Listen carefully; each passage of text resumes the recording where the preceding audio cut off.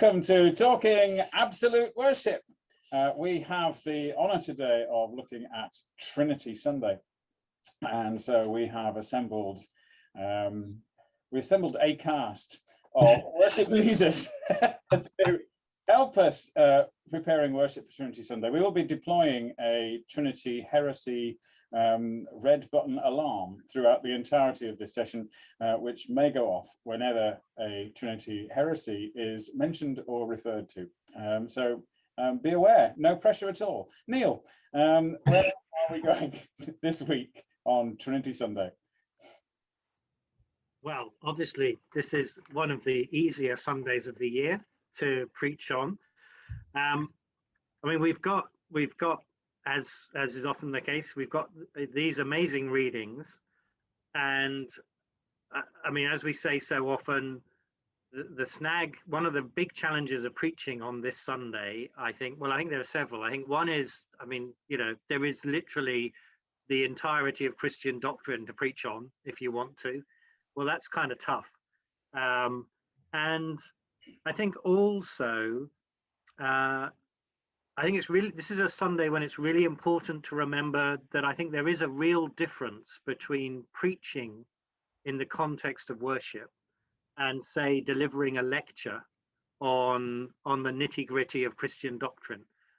I mean, any of these texts lend themselves to a study group and all sorts of ways of unpacking them. So for me, as I was reading them and I was thinking about Trinity Sunday, I kept coming back to a question of, but what does it mean to preach on the Trinity? How does that help a congregation? How does that do something? And I guess one of the threads, and I'm very happy to already admit that this is only one of many possibilities, which the rest of you will happily then take us to. But one of the things that really struck me in all of these, in all of the passages set for this Sunday, is the relationship between some sense of who God is and what God is like, and how that then changes us. That there is a fabulous connection between the ways in which these texts uncover something of the reality of God, whether it's the amazing holy, holy, holy in the Isaiah call vision, whether it's that sense of we become adopted and heirs in Romans, whether it's the born again text of John 3, whether in fact it's God's voice in the Psalm. There is a wonderful sense in which these are all texts that take us a little bit into the nature of God. So I think they're all texts that provide some of the seeds for what becomes the doctrine of the Trinity. I mean, I think it would be perfectly possible to explore that and open that up without then having to go into some vast explanation of the Council of Nicaea or whatever.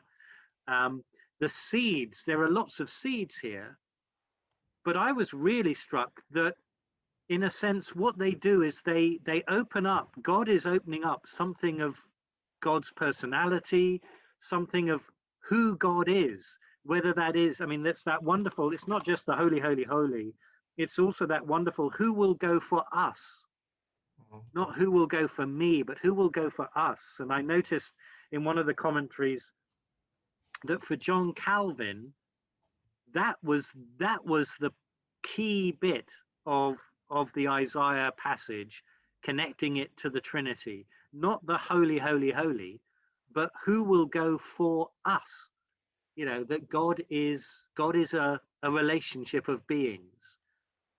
But it's that sense that we uncover something of who God is, only to discover that this mysterious God wants us to do things, wants to call us, wants to send us, wants us to worship, wants us to be awestruck, wants us to be born again, wants us to be agents of the kingdom. So I guess I'd be hoping to play around with some of that in a sermon so that it did justice to the Trinity and and acknowledge that this is mysterious, and but it is important. I think for me, it feels important that I'm a Trinitarian Christian, and that the Nature, Faith and Order of the URC says we are a Trinitarian tradition. But it changes who we are, because as we discover that God is a God in relationship, we discover this God reaches out to draw us into that relationship supremely. In the John passage, we have Jesus echoing the serpent in the wilderness of Moses. When I'm lifted up on the cross, I will draw all people to me. I mean, that's an amazing way into the Trinity. So there you go. There's some rambling to get us started. I don't think that's rambling, Neil. I think that set us off on a straight path, because I think it is I think, as you're suggesting, it's a mistake, I think, to take Trinity Sunday as the right now. Today I've got to explain the Trinity. Yeah. We don't have to explain the Trinity. I mean, if you've not been preaching in a Trinitarian way for the entire year, there's no point starting today, is there? It's the background of who God is, out of which we do all of our preaching. And it's almost like on Easter Day, we don't say, "Oh, I must be really careful to explain the resurrection." We don't. We preach the resurrection texts and allow them to speak for themselves. Yeah, Gerald, you were going to chip in. Yeah, I mean, I totally agree with Neil, and also what you've just said, Phil. There is always going to be that temptation. There is always going to be that expectation, I guess, from some in the congregation to think, "Oh, this is the time, this is the day." He's been trying to do this for the last however many years, and he still hasn't succeeded. So maybe this is the day. And maybe that's the the Sunday where we get the biggest congregation. I don't know, hoping that somehow there'll be something there that might be able to explain what it's all about. But I think you're right. I think acknowledging that the Trinity and the importance of the Trinity is vital and needs to be communicated to our listeners. But more important than that is to ask the question, so what? How is it going to affect you? How is it going to affect me in my life, in my work, in my service, in my ministry? And then try and encourage, the "Here I am, Lord, send me." So am I prepared to follow that call and do something about it? It's it's at once, I think, as Neil very helpfully suggested, that the drawing in to the life of God, to this relationship, the drawing us into that is a very powerful thing. And I think people respond to that, to being drawn into something that's life-giving, but also being sent out. It reminds me of the prayer of possibly Cuthbert, or maybe the other one. Ireland. What was his name? Aidan. I think it might be Aidan. Yeah, I'm fairly sure it was Aidan, as a name that appears, a prayer that appears in Aidan's name, whether or not he wrote it from Holy Island, about having to use the causeway and go across the mainland and do their work and then come back to the island, and the rhythm of doing that.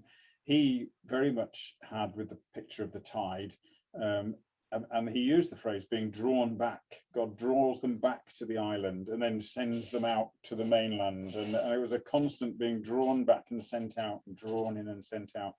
And I kind of, I see something of that in here, and I think that's a really helpful way of starting to understand what the Trinity is. Who will go for us, and who is it who's drawing us in to this life-giving relationship? So I think we could probably just stop there, because it's all sorted. But I think I'm encouraged. I'm now going to throw away my detailed notes on the Council of Nicaea, which I will.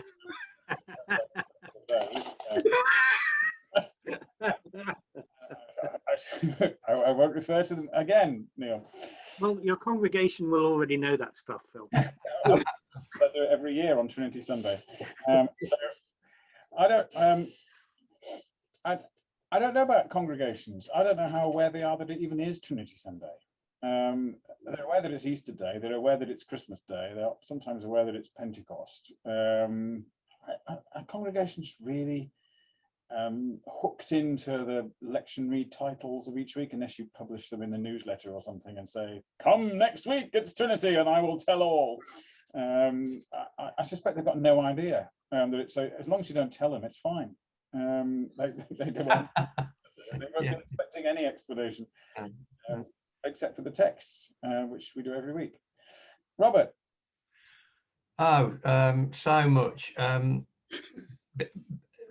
What occurred to me was when I was thinking about this, and I was thinking about Trinity, and whenever we get to these things, I'm reminded of when I was not a churchgoer, and it was meaningless, and then when I was coming back to church, and I read somebody said that Nicodemus perhaps was like somebody stepping across the threshold of a church for the first time with all these questions and hoping for answers.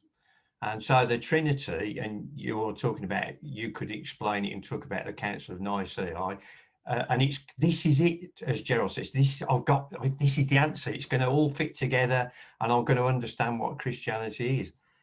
But of course, it isn't that, is it? And when Neil said about uncovering something of who God is, only to then realise how little you understand or are ever going to understand. And what I used to get really frustrated early on that people were giving me these answers and they either didn't make any sense or weren't the answer.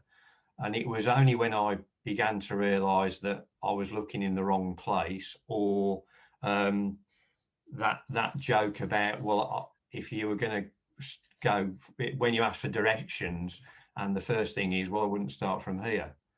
And it's somehow in that when you come with all these questions, when you step across that tentative first time you step across the door of a church, I think certainly what I was looking for was belonging, which is relationship, which is what the Trinity is about. But if you explain the Trinity, you don't explain about belonging. Belonging is something that grows in a way. It's a different. So, you know, I always think it's like it's more to do with art than science. You know, so you're talking the wrong language. And yet when people arrive, certainly when I did, I thought there was some formula. I think because there are types of Christian who tell you that, you know, you go to a Billy Graham concert thing and at the end they say, we'll say a prayer for you and you will be saved. And so certainly when I was a teenager, I thought, right, great, this is it. And when I didn't feel anything after that prayer was why I then didn't go to church for 20 years, because, well, nothing happened, therefore it's rubbish. And it's that whole growing into realizing that you're looking in the wrong place. And in a sense that all of this stuff is about the fact that the world's looking in the wrong place. And so I love that idea of Nicodemus coming with questions and Jesus saying, well, you've got to be born again, are you? You've got to start somewhere different. You're looking in that. So everything people have said feeds into my sort of woolly, yeah. I think we've probably done. Sorry and all, but I think we've probably done God a bit of a disservice over many decades of children's addresses and sermons that present the Trinity as some kind of mathematical conundrum, a bit like you were saying, as like a science problem. And you say, yeah, it is possible to be 3 and 1, and we get so focused on the 3 and 1 thing and solving this mathematical conundrum that we completely and totally miss the point of what the Trinity is trying to express. in vaguely, let's face it, vaguely through the pages of the Bible in very different and varied ways. And yeah, let's all resolve to get away from this trying to solve the mathematical conundrum of 3s and 1s. Yes, Neil. Yeah, no, I think this is absolutely right. I mean, I think there's maybe something to set alongside it, which is that these are texts that suggest that whilst God remains mysterious, God gives us enough of a sense of who God is. Yeah. And there's maybe I think you're absolutely right. I think the danger is we take that wonderful balancing act. You know, God is mysterious, but I show you enough of myself for you to devote your life and so on. And we only focus on one bit. You know, we focus on okay, well, it's not 1 plus 1 plus 1, it's 1 times 1 times 1. We'll get that one in. There you go. You know, ice, water, steam, or whatever. But there is something fabulous, I think, isn't there, about the fact that God says, I'm not going to hide, but I'm also, you know, at the end of the day, I am God. Why should you think you can reduce me to an equation? But I'll show you enough. I'll show you enough. And in Jesus, I've shown you something incredible about what enough looks like. Absolutely with you there. I've only ever seen enough of God to keep me looking, and I don't know if that's how it works for everybody, but I think God shows us enough of herself to just keep us interested and searching for more, and sense that's what the psalm is about here. And Isaiah, I didn't pick up so much on the holy, holy, holy bit or the sending bit this time. I picked up more at the beginning about the voice of God, which sort of echoed into the psalm, Psalm 29, about what was the voice. The thing we've got a God whose voice is hearable. We can hear God's voice. We can, and we can't just hear it. It changes things around us. It destroys forests. It melts mountains. It shakes the pillars. And I always kind of try and picture this reading of Isaiah in the temple. And he's hearing God's voice, and it's shaking the very foundations of the temple. The whole place is like wobbling around him as God's voice thunders. And you kind of imagine him at the end of it, sort of opening his eyes after he's finished his prayer and looking around saying, didn't anyone else hear that? What? There's everybody sitting around in the temple. Did nobody else get that? What on earth has just happened? And I guess most people can relate to that. Having an awe-inspiring experience that people around you just don't get. And it's I always think Isaiah thing sounds otherworldly, but actually it's very real worldly. We're trying to explain an experience of awe to someone who hasn't quite had it, and you think, why on earth wouldn't you? Can't you see what's around you? It's like saying to Nicodemus, you need to be born again before you can even see it. Is maybe the New Testament answer. Anyway, that's a cracking start, Neil. You've left us precious little room to manoeuvre now. All that we've got are some analogies about 3s and 1s, but I'm sure Robert's got something to say. He's retired, so never has to do Trinity Sunday again. He can choose his Sundays with gay abandon. But what have you come up with this time, Robert? I've told you. Oh, that was it. Oh, right. Well, except I thought you were responding to Neil. Right. Okay, that's fair enough. It was about this thing that you're looking in the wrong way, and I think for me, it feels quite personal because of what I've already said. But the idea of starting from a different place and sort of stopping, I know what you would call step of faith was a decision to stop trying to work it out. And I'm always a bit concerned to talk about that, because I worry that you might come over as being sort of anti-academic, which is a thing at the moment, you know, that so it isn't to say that. it's to say you've got to experience it in a different way.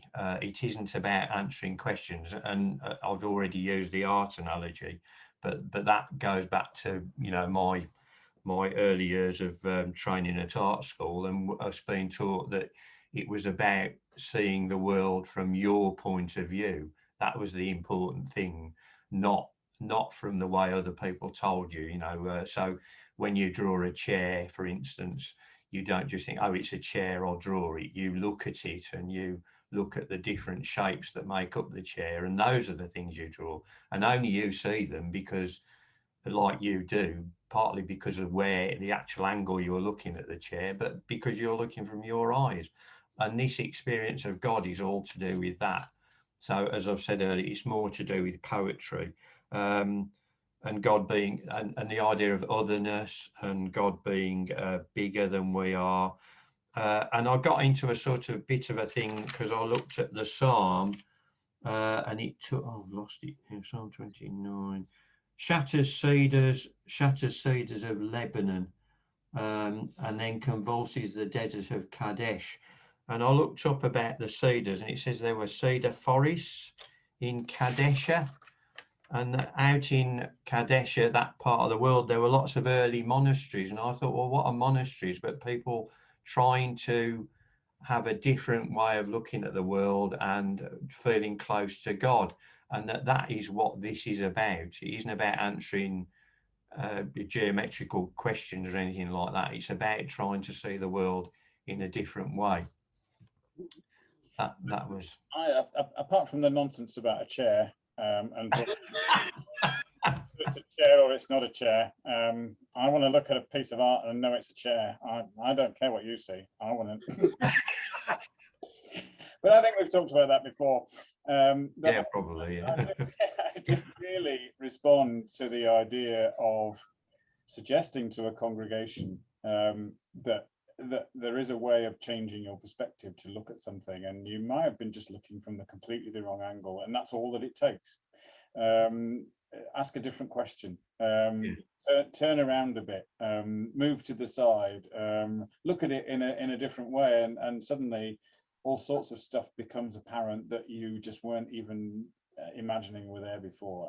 I do respond to that, and I think that's just, and I wouldn't get worried about being personal about it, because I think preaching has to be personal. It can't be dominated by a person, but it has to be personal. Yeah, Robert. Oh, it's that thing about looking at things differently is that something I've experienced very much this last year. We're going for many more walks, and the walks being limited so that you have to do the same walk in the opposite direction. And it's made me realise how people get lost, how people imagine, you know, these stories about roads appearing where there weren't roads, because when you go in another direction, you see things you just didn't. I mean, it's literally true. You do see things you didn't see before, and you do, well, literally see things in it from a different way.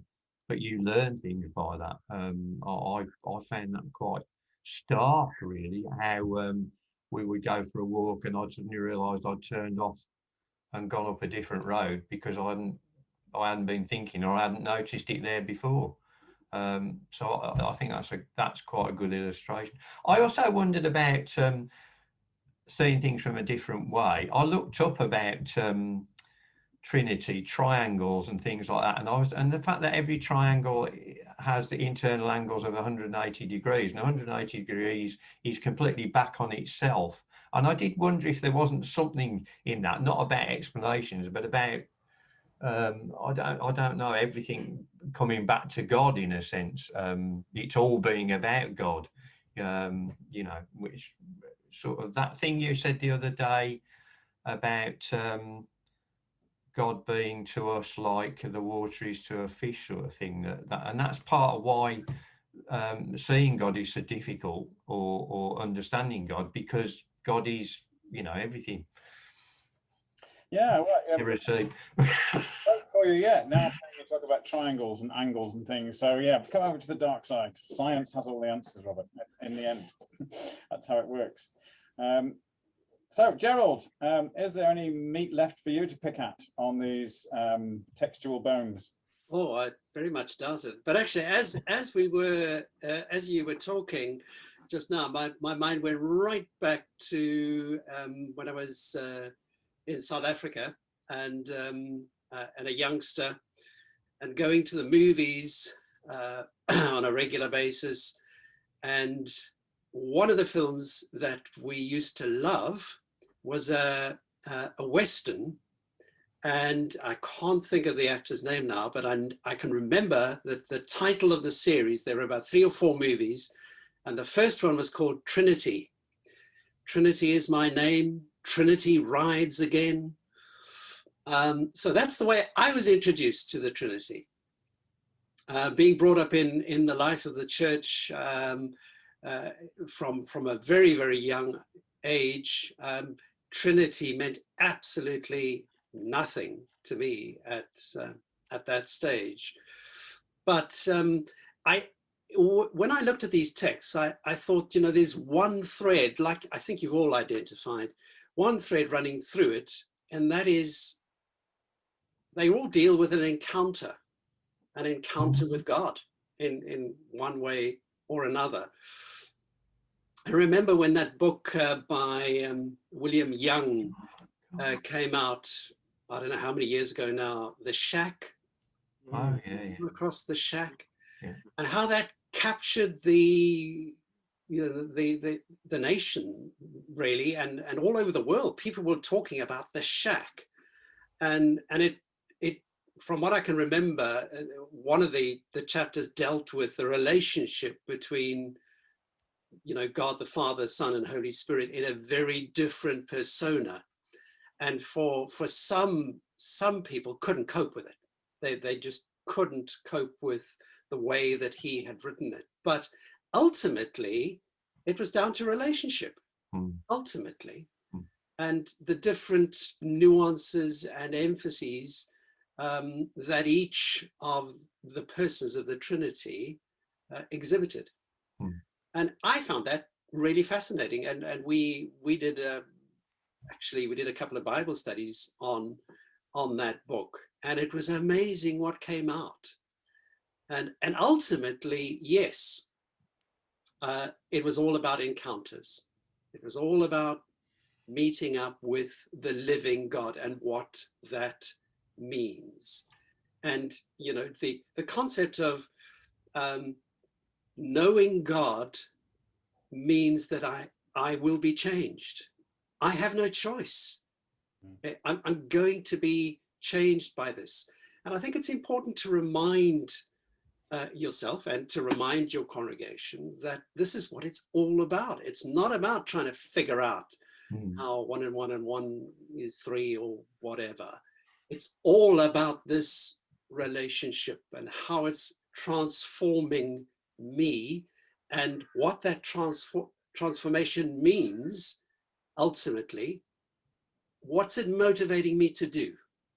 Not change for the sake of change, but is it motivating me to serve in new ways, and taking more responsibility for that call that Jesus has placed on my life? I think that's fantastic, and I'm glad we assembled this particular panel now, because it's becoming obvious how that works together. The Trinity isn't a mathematical conundrum; it's a relationship that draws us in, and it's a relationship or an encounter with God that changes us and sends us out. And then we see the world in a different way, completely different way. I suppose that's what being born again is, seeing the world in a completely different way, isn't it? Yeah, Robert. It was when Gerald mentioned Bible study, and it reminded me of Bible studies I'd led, that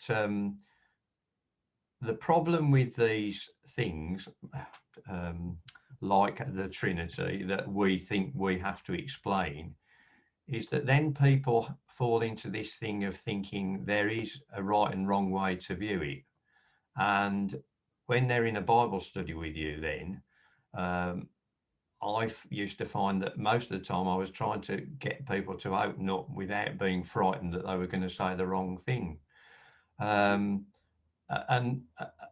this sort of doctrine-y stuff, that I think that's the danger. I mean, obviously it's incredibly important, but how we treat it, and if we treat it as things that we've got to explain and people need to understand, I think the trouble is we can get into this whole thing of you're right, you're wrong, and that gets in the way of people being able to think of it as a relationship.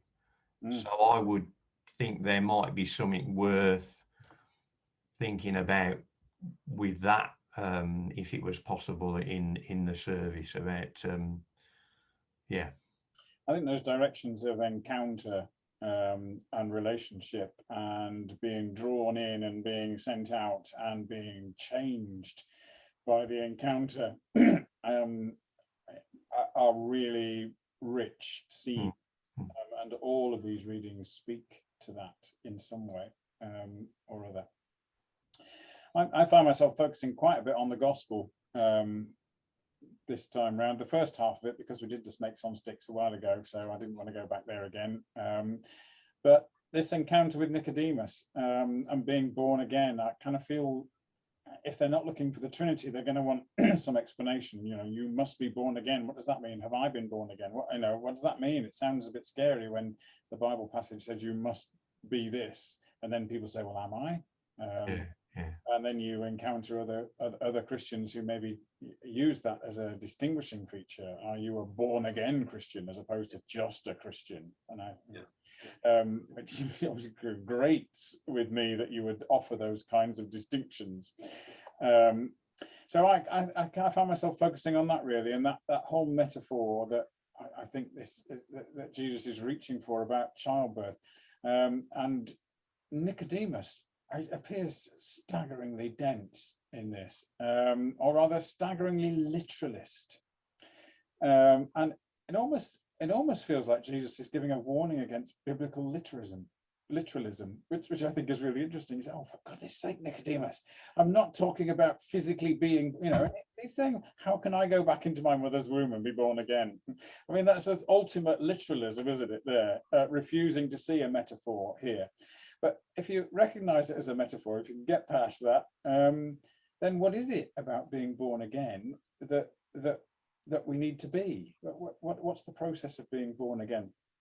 And I think I'm trying to second guess Jesus a bit here as to why he would reach for that as a metaphor.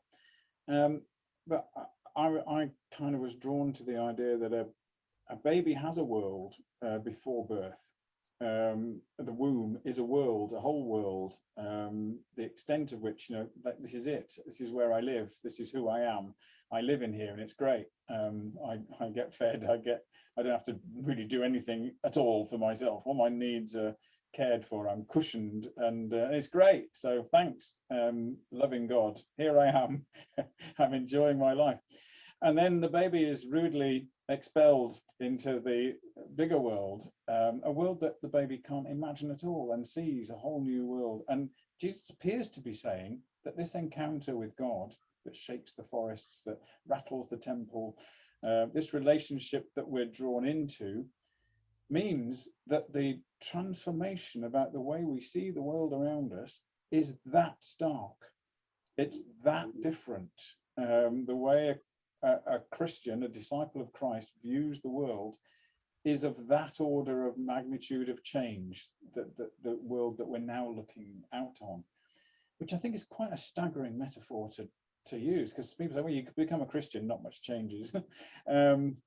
Actually, if this metaphor is the one we're reaching for, everything changes, everything becomes bigger and louder and noisier and lighter and scarier and more vulnerable and all of those things. And so I think I would probably go and play with that for a bit, what that actually means for, you know, so, you know, do we as Christians genuinely see the world differently, and what does that mean for the way we live our lives? Yes, Neil.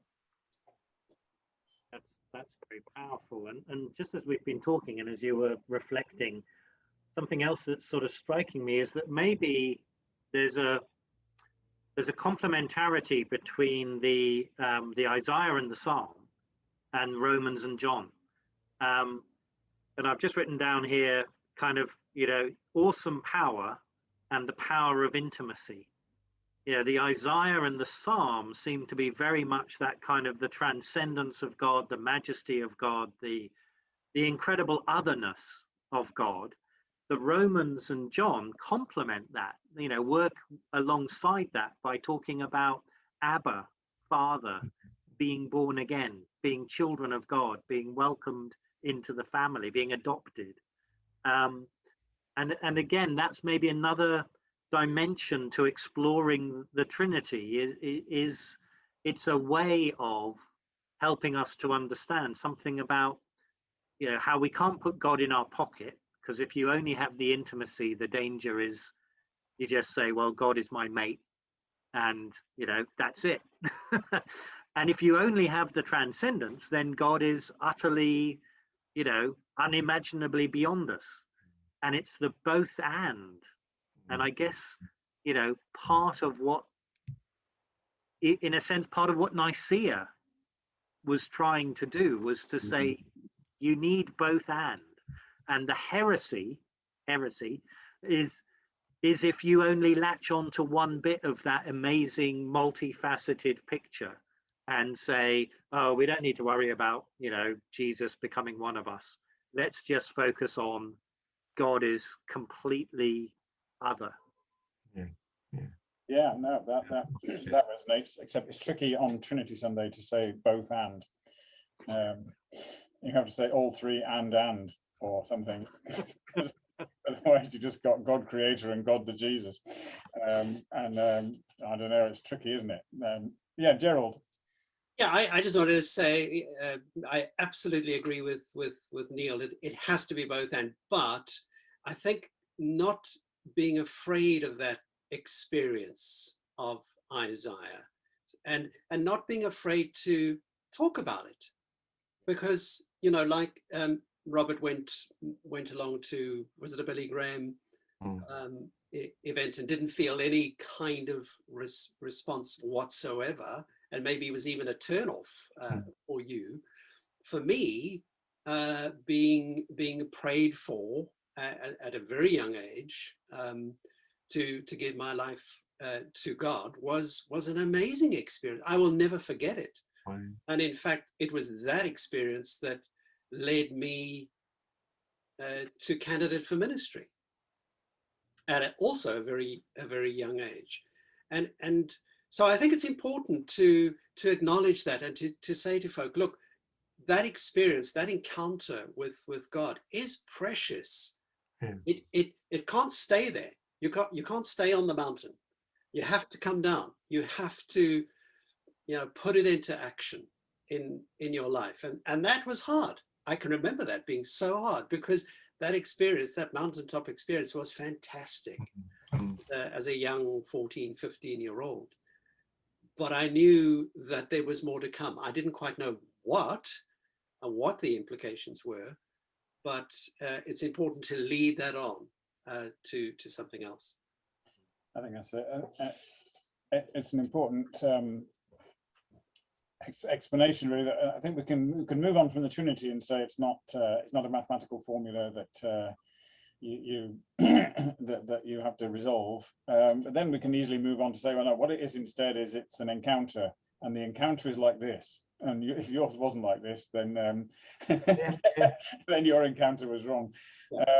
You're just falling into the same trap, aren't we? Really, an encounter is an encounter, and there's no obvious rules governing how any one encounter will happen with something as varied as human life. Is that, yeah, Robert? It's something in the contrast between Gerald's experience and mine made me think that it's something about what we bring, and also that then going on to what you said, that if I say that it's an encounter, this is an encounter, and if you don't have the encounter like this, you've got the wrong one, sort of thing. So it's about people saying, this is it, I've got the answer, do what I tell you, you'll be okay, sort of thing. And I wanted to say, it's as though by these doctrine things are trying to make something that's impossible to understand. They're trying to distill them down into a neat formula, which is neat and tidy. God is not neat and tidy.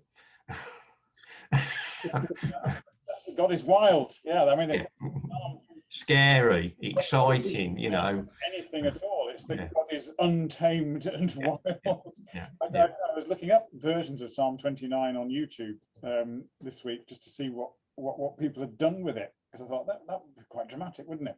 And I found three versions of the sort of in the top of the search boxes, which are musical settings of Psalm 29 with video behind and the words up on the screen.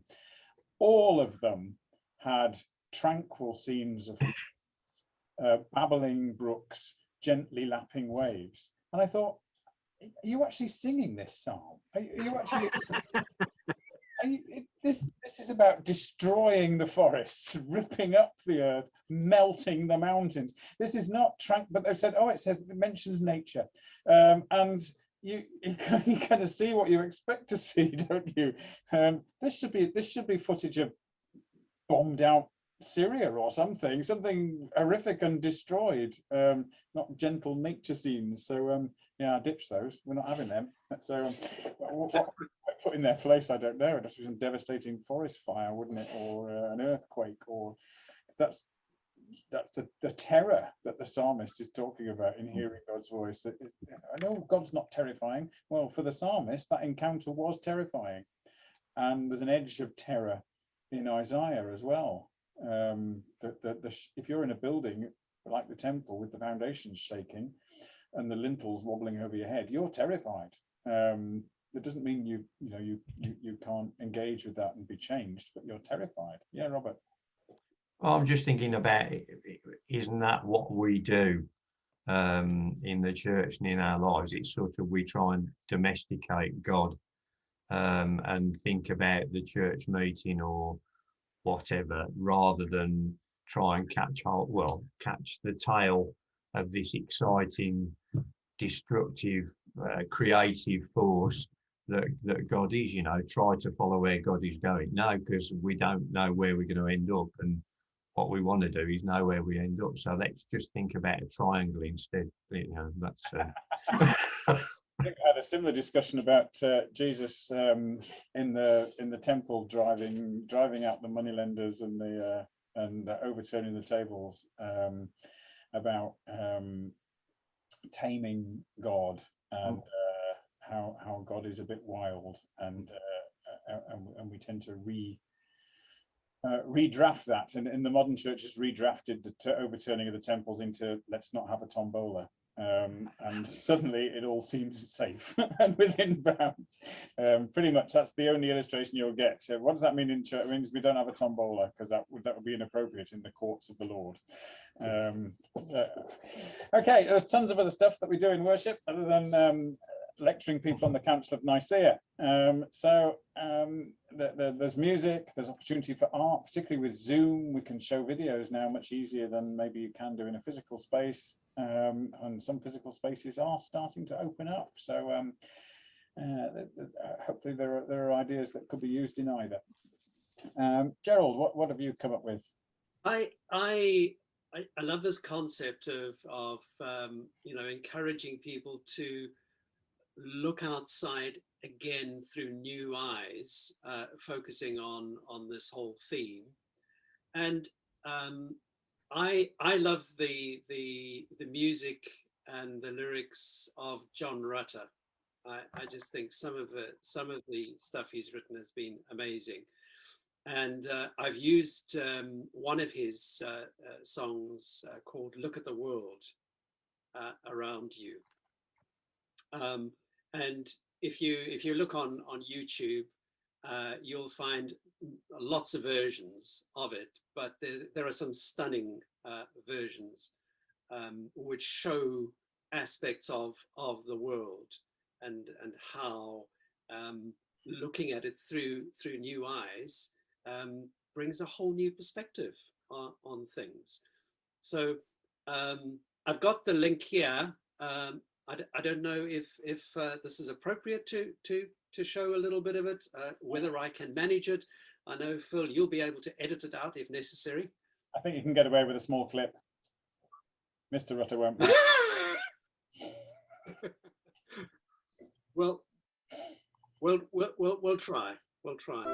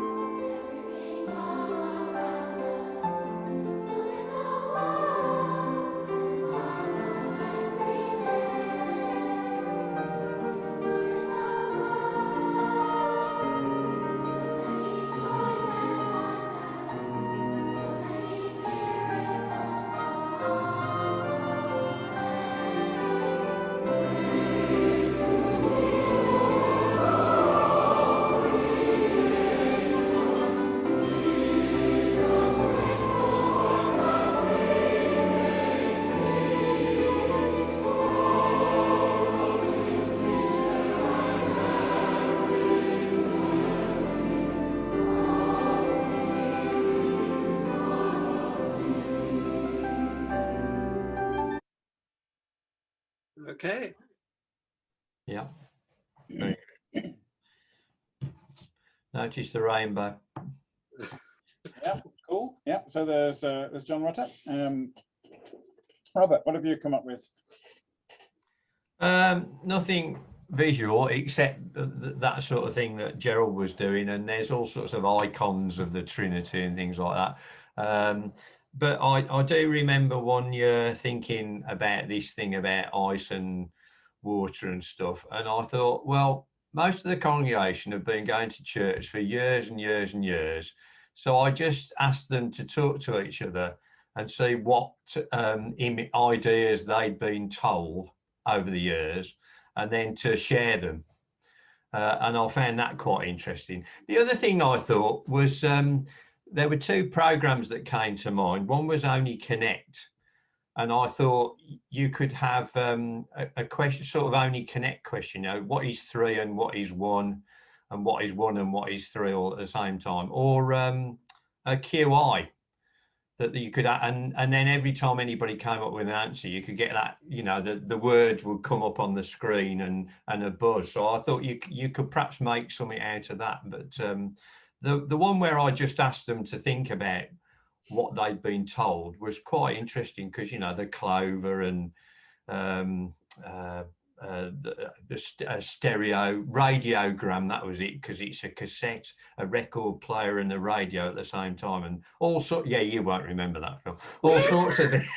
All sorts of things came out that I think during the week before I'd been thinking, well, shall I try this or shall I try that? And of course they'd all heard them all before, you know, so that was quite illuminating. They heard them all before, and none of us still really understood the Trinity. That was the point I made. Yeah, that's cool. Yeah, to get across that point, that even despite the fact that you've heard umpteen mathematical illustrations about how 3 and 1 can be reconciled, you still haven't got the faintest idea what. So let's not add any more to the. Yeah, that's it, yeah. Yeah, Neil. I've got one specific thing, which is, I'm afraid, one of those pictures. I'll get to in a second. But the other thing, and I mean, maybe this is more a background thing, but it could lead to all sorts of things for worship in terms of prayer and so on, was in one of the commentaries I was reading. It was a reflection on the Psalm, and it was some quotations from Abraham Heschel, the Jewish thinker. A lovely phrase: "Awe is a way of understanding, insight into a meaning greater than ourselves." Ooh. And I thought that was absolutely what we're getting in both the Isaiah and the Psalm. But actually, as a Christian, I'm also seeing that in the Romans and in the John. And so one of the things in worship would be how might our worship, rather than how might I do the mechanics of the Trinity, how might we engage with awe? How might we be awestruck? And I'm not sure you can manufacture being awestruck. I don't think I can create worship that demands that you have a sense of awe, but we might, for example, talk together about when have I felt a sense of awe, and that would lead perhaps into prayers and so on. So that was just a nice phrase. Then there is an image, which if I can share my screen, there we go. Hopefully you can see that. Oh yeah, that's nice. And this is an incredible, I mean, it's a fresco painted on the wall of a church in Florence by an artist called Masaccio. And if you look at his dates, you know, Masaccio died when he was 27 years old. And this is almost his last work. And it's a staggering work because it's one of the first works in Western art that actually uses the idea of perspective. So here is the wall of a church, and the wall of the church is dissolving, and in its place is an alcove appearing, and in the alcove is the Trinity. But what is, I think, truly, I mean, you could say all sorts of things about this, but one of the things that I'm just really struck by about it is, if you look carefully, it's actually God the Father who is holding up the cross. And so it is God the Father who holds up the cross. God the Son is dying on the cross. God the Holy Spirit is the white dove that kind of hovers, almost joining the head of God the Father to the head of God the Son. And then you have Mary, and you have John, and you have the donors, and actually underneath, if you pull back a bit further, you've got a skeleton, and it has a Latin motto, and the motto above the skeleton is what you are, I was; what I am, you will become. So Jesus saying, you know, you will die and you will live again. But it's as an illustration of the Trinity. Of course, it's got all the problems, you know, God the Father, all of those problems are there, very kind of Western and so on and so forth. So I completely get all the caveats. But I suppose what I'm intrigued by it is that this is one of the first attempts to do something on a two-dimensional plane that looks three-dimensional.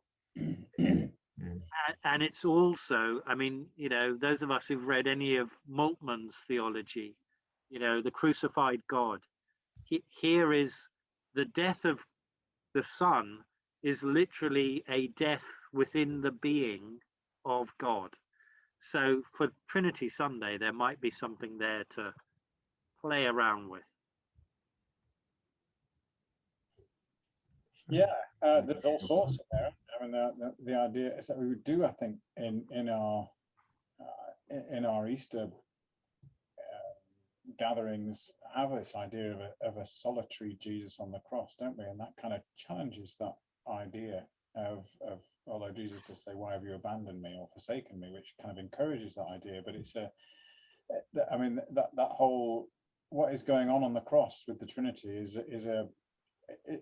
probably would have some depths when thinking about how that relationship hits home, and what the Trinity is about. So I think that could be really helpful, particularly if you know what you're talking about when it comes to art.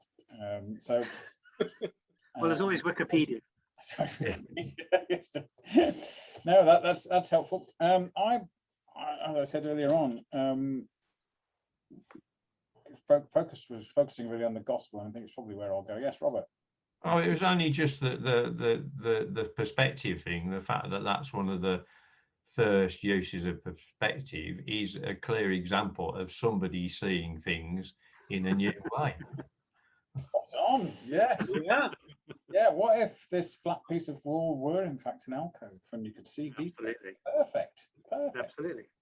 I got focused a little bit on the gospel, on John, and this metaphor that Jesus reaches for of childbirth, and I found myself thinking it doesn't necessarily work for everybody.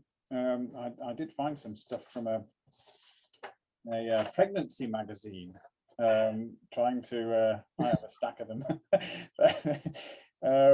trying to communicate with mothers what a change it is for the baby, and so how it explains some of the baby's actions after birth, because it has just come from this world into this new world, and this new world is overpowering. So you could look at that. I won't read all that to you, but I've already made that point to some extent. But I kind of thought, if I wasn't going to use the childbirth analogy, how do you help a congregation understand this idea that Jesus seems to be saying, being born again, becoming a disciple, getting drawn into this relationship with God makes you see the whole world in a new way. So I stumbled across some more contemporary options that you might want to explore with the congregation. Two short videos. One is grandma with a virtual reality headset, who is never going to go, but has been persuaded to have a go on a roller coaster in a virtual reality headset. So this is what happens next. We're just slowly on the track. I'm going slowly on the track. Oh God, now I'm going around a corner. Through a gate. Oh, I can't do a skeleton. Oh God. Oh God, I don't like. Oh, I'd never be on that.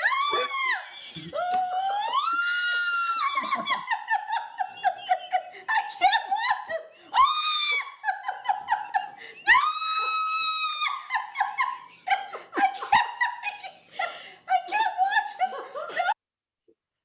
I for one can't get enough of grandma screaming. So she's sent into a whole new world that is absolutely real for her, and she grips hold of her chair, which I think is fantastic. The other one, similar idea about seeing the world in a whole new way.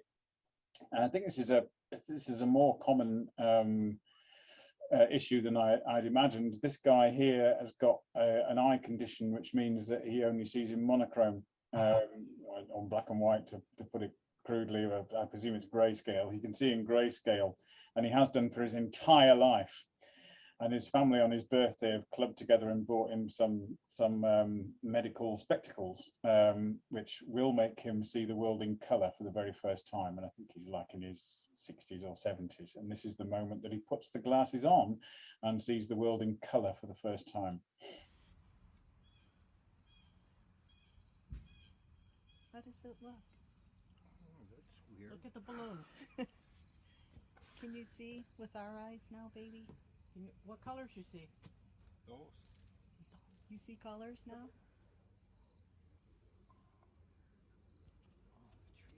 Oh, the trees are neat.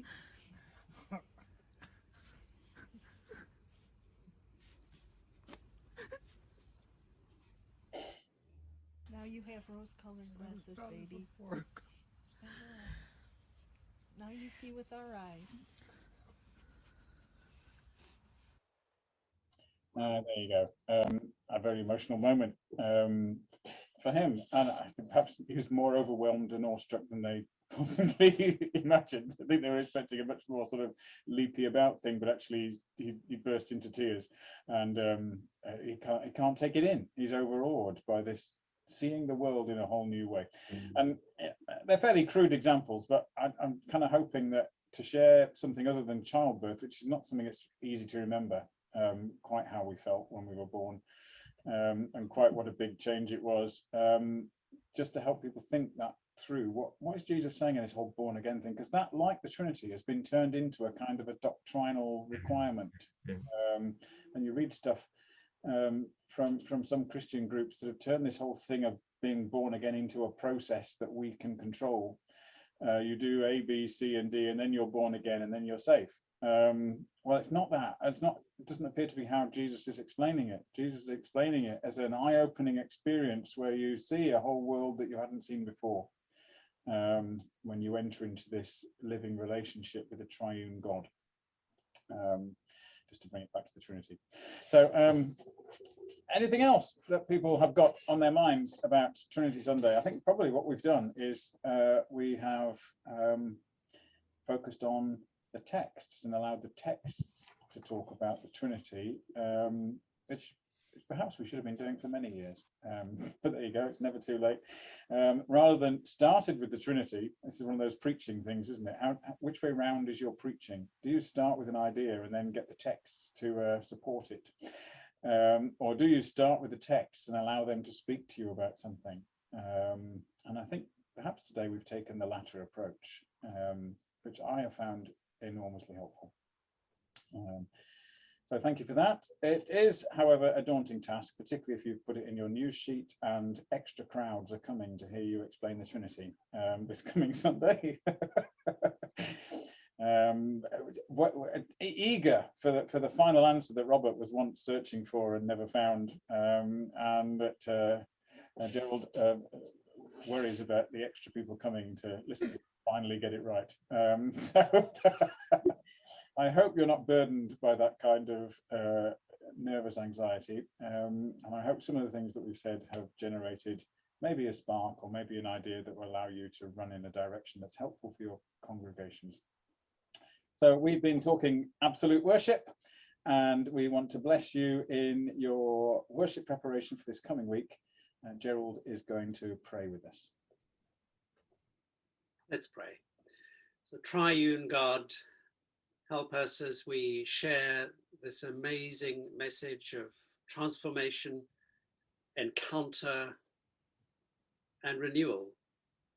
May that message change people's lives, not only on that day, but each and every day of our lives. In the name of the Father, the Son, and the Holy Spirit. Amen.